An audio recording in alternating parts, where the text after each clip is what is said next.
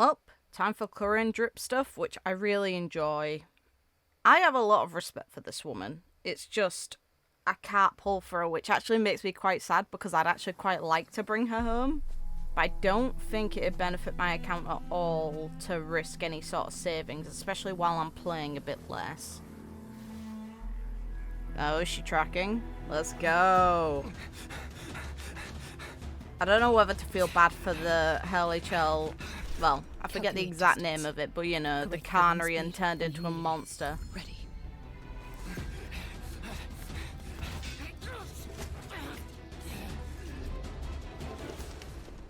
Next breathing cycle, fire a non-lethal shot. Ooh. Let's go. That music, man. Still, I can't help but to pity it.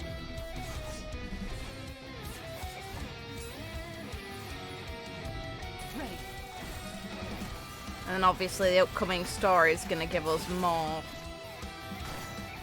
It's going to give us more about, well, more quote-unquote Carnaria. It's more Dainsleif and Lumine specifically, or Abyss Twin, because in my case it's Aether.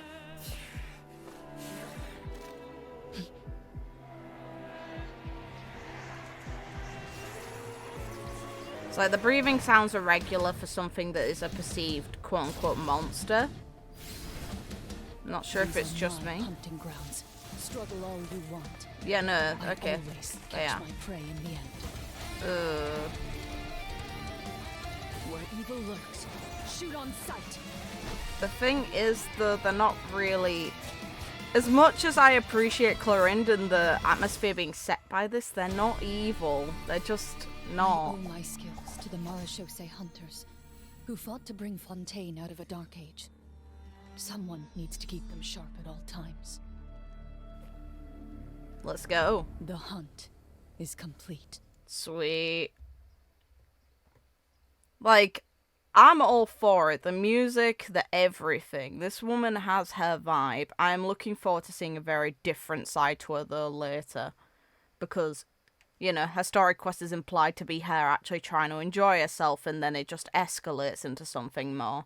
Since it's Pelega tabletop RPG, which is very cute that she's into something like that. Her job sounds like a right pain, so any sort of luxury habits she has, let her enjoy them. Let her have them. She's fine. But goddamn, her design's always been stellar. It was nice to finally get the reveal on a voice actress because, you know, we need to give props to the people who make these characters come to life. And in the case of performance-wise, that tends to be voices, because the other ones that we would credit are the character designers and the ones who create the in-game models. And the animators, of course, but in this case, we haven't actually seen an animation thoroughly of this woman yet. It'd be cool. I'd like to see an animation on the Marechaussee Phantom. But yeah, we've got a lot going on with her. Gameplay-wise, I'm still not sure how I feel about Bondo Life, and I have Arlecchino, so I'm unsure if that's going to improve. I'm wondering how they can really support that mechanic, and if it's something that's for Fontaine, or if it's something that's going to continue into, for example, Natlan next, and then potentially into Shesnaya, and then Carnaria. If not, then it's kind of a shame, because it's a mechanic that stands out, and it opens a lot of potential to go back to previous regions and actually give them characters that utilize it. It'll offer more gameplay variety. I'm wondering how they could create a good support for this mechanic, though.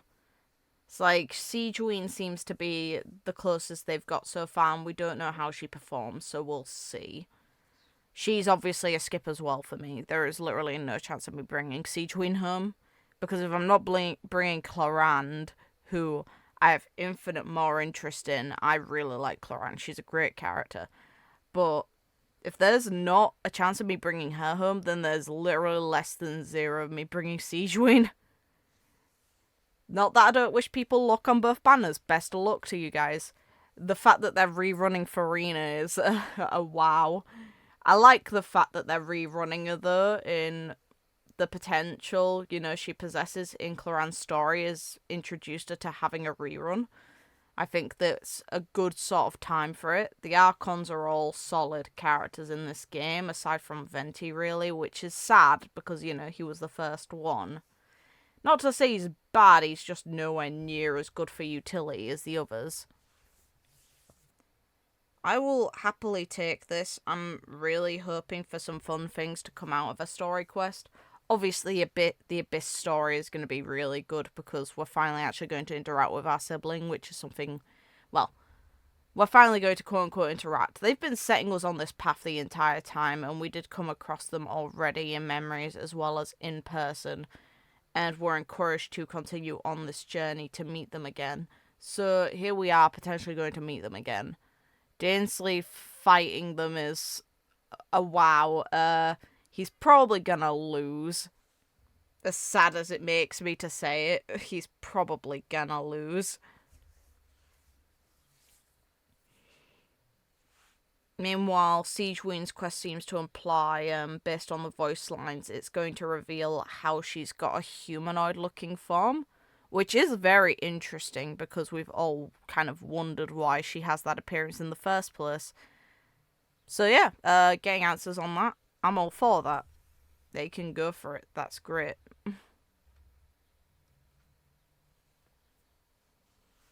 So yeah, anything else that I'm kind of feeling? I'm not really sure. Oh, best of luck to everyone who is pulling.